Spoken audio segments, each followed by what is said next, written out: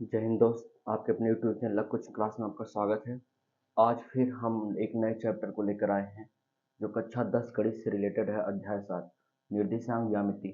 निर्देशांक ज्यामिति में आज हम बहुविकल्पीय प्रश्नों को लेकर आए हैं जो इम्पोर्टेंट क्वेश्चन है। देखिए, आज जितने क्वेश्चन लिखे गए हैं इस पे आधारित बहुत सारे क्वेश्चन हैं, लेकिन हम आपको वही क्वेश्चन से रिलेटेड एक दो चार मतलब दो चार क्वेश्चन इस तरह से बताएंगे कि अगर आप लगाएंगे तो उस आगे के सारे क्वेश्चन इससे रिलेटेड जो होंगे वो सॉल्व हो जाएंगे। तो उम्मीद रहेगा कि आप जरूर लगाएंगे भाई। तो आइए देखते हैं क्वेश्चन नंबर 1। बताने से पहले आपको बता दिया जाए कि अध्याय 6 तक का इम्पोर्टेंट क्वेश्चन जो चैप्टर वाइज रिपीट करवाया जा रहा है वो हमारे वीडियो प्लेलिस्ट में उपलब्ध है। जो बच्चे वीडियो नहीं देखे हैं और देखना चाहते हैं वो देखें, अच्छा लगे तो अपने दोस्तों को बताएं। चैनल को पहली बार अगर आए हो तो सब्सक्राइब करिए, लाइक करिए और कमेंट जरूर करिए भाई आप कहाँ से देख रहे हो, है ना। तो आइए देखते हैं क्वेश्चन नंबर 1। क्वेश्चन नंबर 1 का जो बहुविकल्पीय प्रश्न है उसमें कह रहा है चित्र में निर्देशांक होंगे पी के निर्देशांक। ध्यान देंगे भैया, ये आपके सामने एक निर्देशांक ज्यामिति को प्रदर्शित करने वाला कार्तीय तल है। ये कार्तीय तल में ये एक्स अक्ष होता है और ये वाई अक्ष होता है। ये एक्स अक्ष को भुज के नाम से और वाई अक्ष को कोट के नाम से जाना जाता है। निर्देशांक में पहले भुज लिखा जाता है फिर कोट लिखा जाता है। ये निर्देशांक जो होता है किसी बिंदु को निर्देशित करने वाले अंकों का एक युग्म होता है और इसमें प्लस और माइनस चिन्ह के द्वारा इन्हें व्यक्त किया जाता है। ये इसका पहला चतुर्थांश होता है, दूसरा चतुर्थांश, ये तीसरा चतुर्थांश और ये चौथा चतुर्थांश होता है। निर्देशांक में जो भुज का मान होता है वो मूल बिंदु से यक्ष अक्ष पर चली गई दूरी होती है। ये दूरी निगेटिव में भी नापी जाती है, मतलब ऋणात्मक दिशा में भी नापी जाती है और धनात्मक दिशा में भी नापी जाती है। और y जो कोट लिखा गया है y अक्ष पर चली गई दूरी होती है। ये दूरी मूल बिंदु जो जिसे कहा गया मूल बिंदु के ऊपर भी नापी जाएगी और नीचे अर्थात निगेटिव दिशा में भी मापी जाएगी और पॉजिटिव में भी नापी जाएगी। तो निर्देशांक के आधार पर यदि हम चतुर्थांश में देखें कौन सा निर्देशांक किस चतुर्थांश में है, तो पहले निर्देशांक में जितने चतुर्थांश उपस्थित होते हैं वो सब प्लस कामा प्लस होते हैं। द्वितीय चतुर्थांश में माइनस कामा प्लस होगा और तृतीय चतुर्थांश में माइनस कामा माइनस होंगे और चतुर्थ चतुर्थांश में प्लस कामा माइनस होगा। तो ये चार ऐसे निर्देशांक चिन्ह परिपाटी है जिसके आधार पे कौन सा निर्देशांक किस चतुर्थांश में स्थित है इसके बारे में हम जानकारी प्राप्त कर सकते हैं। इसके अलावा अक्ष पर भी स्थित होता है भाई। अक्ष पर अगर यक्ष अक्ष पर है तो यक्ष कामा जीरो के रूप का निर्देशांक होगा और वाई अक्ष पर स्थित होगा तो जीरो कामा वाई के रूप का होगा। अर्थात कह सकते हो जब यक्ष अक्ष पर स्थित होता है बिंदु तो उसमें कोटि का मान जीरो होता है। जब वाई अक्ष पर स्थित होता है कोई निर्देशांक या कोई बिंदु तो उसमें भुज का मान जीरो होता है। अब आप कहेंगे कि निगेटिव दिशा में, तो निगेटिव दिशा में x का मान माइनस हो जाएगा और y h के निगेटिव दिशा में y का मान निगेटिव हो जाएगा। बस इतना आपको ध्यान में रखना है। तो यहाँ पहला सवाल जो दिया है, ध्यान देंगे ये y अक्ष दर्शा रहा है और ये x अक्ष दर्शा रहा है। यहाँ पे -1 विस्थापन 2 और ये -3 विस्थापन, y अक्ष की ऋणात्मक दिशा -1 -2। यहाँ x अक्ष से y अक्ष के समांतर रेखा खींची गई है और y अक्ष से x अक्ष के समांतर रेखा खींची गई है। एक बिंदु P मिला है, इस P बिंदु का निर्देशांक पूछ रहा है। तो देखिए भाई, यहाँ y अक्ष पर स्थित विस्थापन कितना होगा, -2, मतलब माइनस चिन्ह तृतीय चतुर्थांश में है ना, वैसे विस्थापन तो हम प्लस में ही रखेंगे। विस्थापन किस में रखा जाएगा, प्लस में। और यहाँ पे अगर देखें तो x अक्ष पर कितना विस्थापन है, 3 विस्थापन। लेकिन निर्देशांक चिन्ह परिपाटी जो बताता है कि तृतीय चतुर्थांश में जो बिंदु होता है उसका निर्देशांक में चिन्ह माइनस का माइनस होता है। यानी पहले x का मान रखा जाएगा और x का मान 3 है तो इसलिए -3 रख देंगे जो कि निगेटिव में रखा जाएगा। और y का मान कितना है, 2 है तो इसे भी -2 रखेंगे। तो ये P बिंदु का निर्देशांक आ जाएगा -3 कामा -2। तो ये इसका तीसरा पार्ट यानी पार्ट सी सही है। तो इस तरह से हम प्रथम द्वितीय तृतीय चतुर्थ कहीं भी कोई निर्देशांक स्थित होगा तो पहले हम x अक्ष पर चली गई दूरी निकालेंगे, यानी आप बता सकते हो कि x अक्ष पर कितना विस्थापन हुआ है और फिर y अक्ष पर कितना विस्थापन हुआ है। तो x के मान को हम x के स्थान पे और y के मान को y के स्थान पे लिखेंगे। साथ ही उसको चिन्ह को भी दर्शाया जाएगा। तो चिन्ह में तो हमने बता दिया कि भाई कौन सा चिन्ह किस चतुर्थांश में स्थित होगा। अगर दोनों प्रथम चतुर्थांश में तो दोनों प्लस में रहेंगे, द्वितीय चतुर्थांश में होगा तो x माइनस में और y किस में होगा, प्लस में। और ये तृतीय चतुर्थांश में होगा तो दोनों निगेटिव होंगे, दोनों माइनस में होंगे। और चतुर्थ चतुर्थांश में अगर कोई निर्देशांक स्थित है तो x का मान प्लस होगा और y का मान माइनस होगा। दोस्त इस तरह से आपको हमने क्वेश्चन नंबर 1 से रिलेटेड बहुत सारे इंपॉर्टेंट बात बताएं और विश्वास है कि आपको समझ में आ रहा है। आइए हम देखते हैं प्रश्न नंबर 2। नंबर 2 का सॉल्यूशन के साथ आंसर देखिएगा। विकल्प कौन सा सही है इसको हम आंसर सॉल्यूशन के साथ बताएंगे। दोस्त ये सवाल x अक्ष से y अक्ष से किसी भी अक्ष से निकालना हो, मूल बिंदु से निकालना, तो मूल बिंदु से निकालने के लिए आगे हम दूसरा नियम बताएंगे, दो बिंदुओं के बीच की दूरी का फार्मूला लगाएंगे। लेकिन अगर अक्ष से पूछ रहा है तो अक्ष से भाई बहुत आसान है, देखेंगे ध्यान से। पहले तो निर्देशांक को कार्तीय तल में व्यक्त कर लीजिए। ठीक भाई, निर्देशांक को किस तल में? कार्तीय तल में। ये x अक्ष है और ये y अक्ष है। ये इसका मूल बिंदु होता है। x अक्ष से दाएं दिशा में प्लस में दूरी नापी जाती है और x मूल बिंदु से निगेटिव दिशा में यानी बाएं दिशा में माइनस में दूरी मापी जाती है।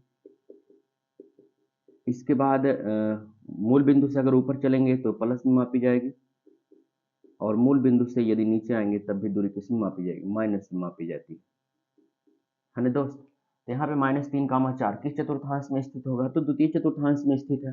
-3, 4 है ना भाई। तो -3, 4 की अगर बात किया जाए तो x अक्ष पे 3 विस्थापन, y अक्ष पर 4 विस्थापन। सॉरी गलती हो गई। देखिए भाई यहाँ पे माइनस और प्लस केवल चतुर्थांश बताता है कि निर्देशांक किस चतुर्थांश में स्थित होगा। दूरी कभी निगेटिव में नहीं होती दोस्त, दूरी हमेशा पॉजिटिव में ही होती है, लेकिन कौन सा निर्देशांक किस चतुर्थांश में है ये चिन्ह के द्वारा बताया जाता है। तो माइनस कामा प्लस है, ये देखो x माइनस में y प्लस में है, इसलिए द्वितीय चतुर्थांश में रखेंगे। तो यहाँ x अक्ष से y अक्ष के समांतर रेखा खींचिए और y अक्ष से x अक्ष के समांतर रेखा खींचिए। यहाँ प्रतिच्छेद करेंगे, इसका निर्देशांक -3 कामा कितना होगा? 4। अब ध्यान देंगे, ये कौन सा अक्ष? y अक्ष। y अक्ष पर अगर देखा जाए, ये y अक्ष है। y अक्ष पर अगर देखा जाए तो मूल बिंदु से कितनी दूरी विस्थापन तय की है? 1 2 3 4। कन्फर्म हुआ। और हम अगर यहाँ पे बात करें y अक्ष से अर्थात मूल बिंदु से, यहाँ लिखते हैं मूल बिंदु से यहाँ तक की दूरी कितना विस्थापन हुआ है? बोलो भाई। 3 विस्थापन, है ना। समझने की कोशिश कीजिएगा कि मूल बिंदु से अगर हम y अक्ष पर चल रहे हैं तो 4 विस्थापन दूरी हुआ और मूल बिंदु से x अक्ष पर चल रहे हैं तो 3 विस्थापन दूरी तय हुआ, है ना। 3 इकाई दूरी तय हुआ।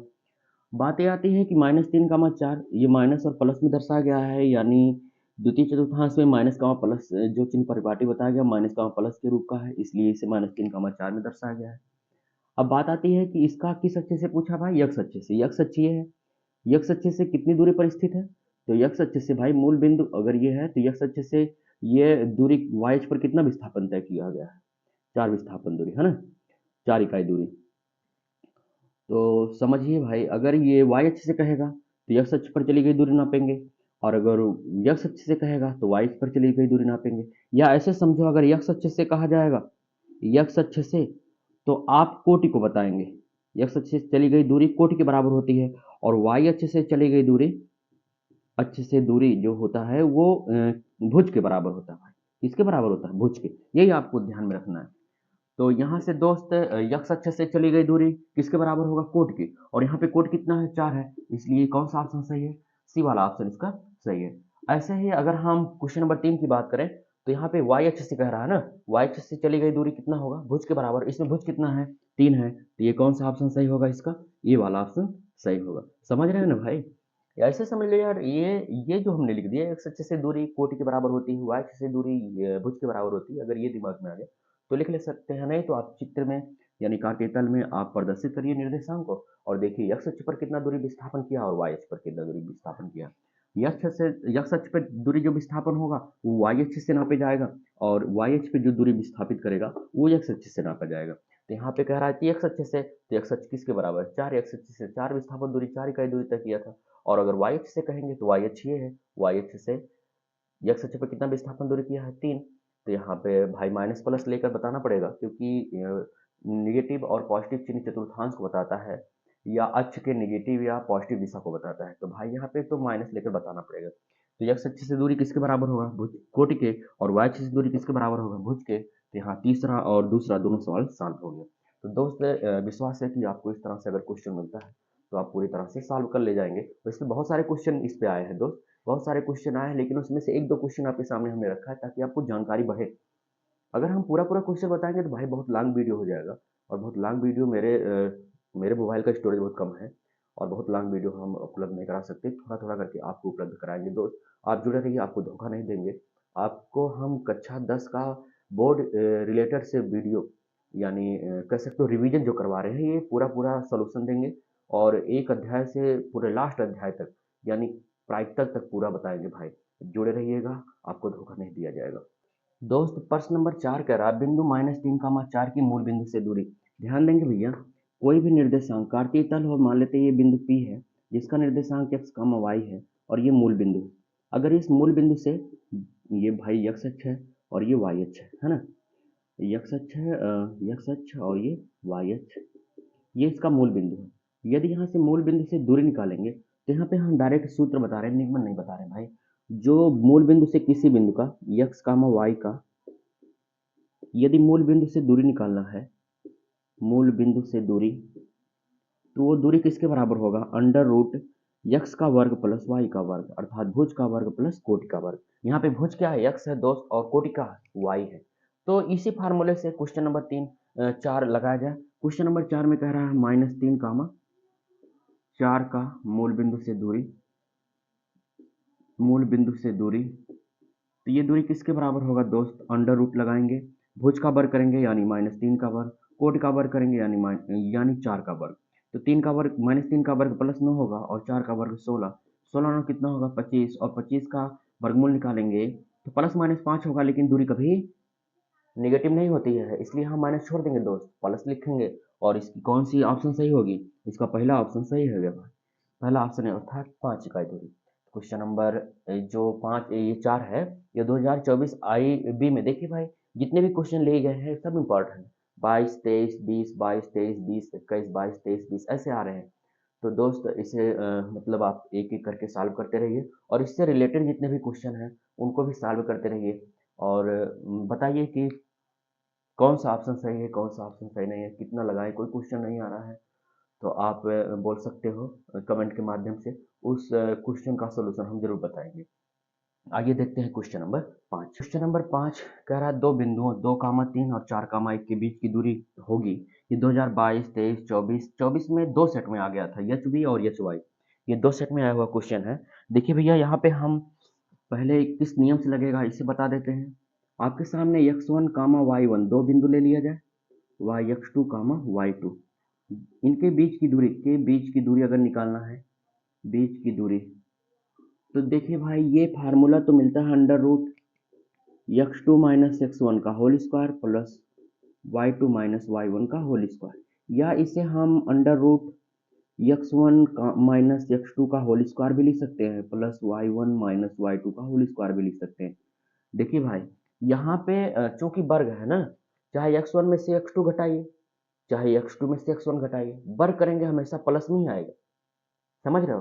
तो इसे हम इस तरह से ना लिख करके आपको एक मतलब याद करने का तरीका बता दे बोल भाषा में, इसे हम लिख सकते हैं अंडर रूट भुज के अंतर का वर्ग, भुज के अंतर का वर्ग प्लस कोटि के अंतर का वर्ग, कोटि के अंतर का वर्ग। भाई ऑप्शनल सवाल है ना, तो इसमें कहाँ ताम झाम पढ़ा रहे हो भाई? डायरेक्ट लगा हुआ सॉल्यूशन थोड़ी ना देखेंगे। मतलब ऑप्शन कौन सा लगाए वो सही है तो नंबर एक फिक्स है, एक नंबर फिक्स रहेगा, और नहीं तो भाई वहाँ सॉल्यूशन का कोई महत्व नहीं होता। तो भुज के अंतर का वर्ग प्लस कोट के अंतर का वर्ग का योग करिए और दोनों का अंडर रूट निकाल लीजिए, आंसर हो जाएगा। जैसे यहाँ पे देखिए कितना दिया है भाई, 2, 3 दिया है, 2, 3 व 4, 1 के बीच की दूरी, बीच की दूरी फार्मूले से भी लगा सकते हो, ऐसा नहीं है, और इससे भी लगा सकते हो। हमने कहा भुज के अंतर का वर्ग, इसमें भुज कितना है? 2, इसका भुज कितना है? 4 का होल स्क्वायर, कोटि कितना है? 3, इसका कोटि कितना है? 1 का होल स्क्वायर, है ना भाई? बहुत बड़ा बना दिए थे। यहाँ देखिए 4 बड़ा है, माइनस से 4 में से 2 घटाएंगे 2 आएगा, और यहाँ 3 में से 1 घटाएंगे 2 का वर्ग आएगा। 4 का वर्ग कितना होगा? 2 का वर्ग होगा 4, और 2 का वर्ग 4, ये होगा अंडर रूट 8, और 8 को लिख सकते हैं अंडर रूट 4 गुणे 2, और 4 का वर्गमूल 2 होगा, अंडर रूट 2 बचेगा। तो 2 रूट 2 इकाई आया भाई। कौन सा ऑप्शन सही है इसका दोस्त? इसका तीसरा ऑप्शन सही है। तो मेरे ख्याल से आपको क्वेश्चन नंबर 5 तक का जो सॉल्यूशन के हिसाब से विकल्प बताया गया, पूरा पूरा समझ में आ गया होगा, और समझ में आ जाना चाहिए दोस्त, आपके साथ हम खड़े हैं, मेहनत कर रहे हैं, तो विश्वास है कि अगर आप बैठ कर के कॉपी कलम किताब और मोबाइल सामने रख कर के नोट कर रहे हो, तो भाई इससे रिलेटेड क्वेश्चन तो पक्का है सर, गारंटी है 100% कि आप सॉल्व कर ले जाएंगे, है ना भाई। इस तरह से आप अपने दोस्तों को बताइए भाई, ये चैनल आपके लिए हेल्पफुल रहेगा मैथ की दृष्टि से। आगे के वीडियो में हम विज्ञान से रिलेटेड, भौतिक विज्ञान से रिलेटेड कुछ चैप्टर का तो हमने न्यूमेरिकल लगवा के इसमें प्लेलिस्ट में छोड़ा है। आगे के न्यूमेरिकल को हम सॉल्व कराएंगे, क्योंकि विज्ञान में, भौतिक विज्ञान में न्यूमेरिकल तो फिक्स है भैया। और विज्ञान, भौतिक विज्ञान, चाहे वो 10th का हो, चाहे वो 11th का हो, 12th का हो, भाई साहब जिसको न्यूमेरिकल और निगमन करना आ गया, समझ लो विज्ञान का बादशाह है। सच बता रहे हैं भाई।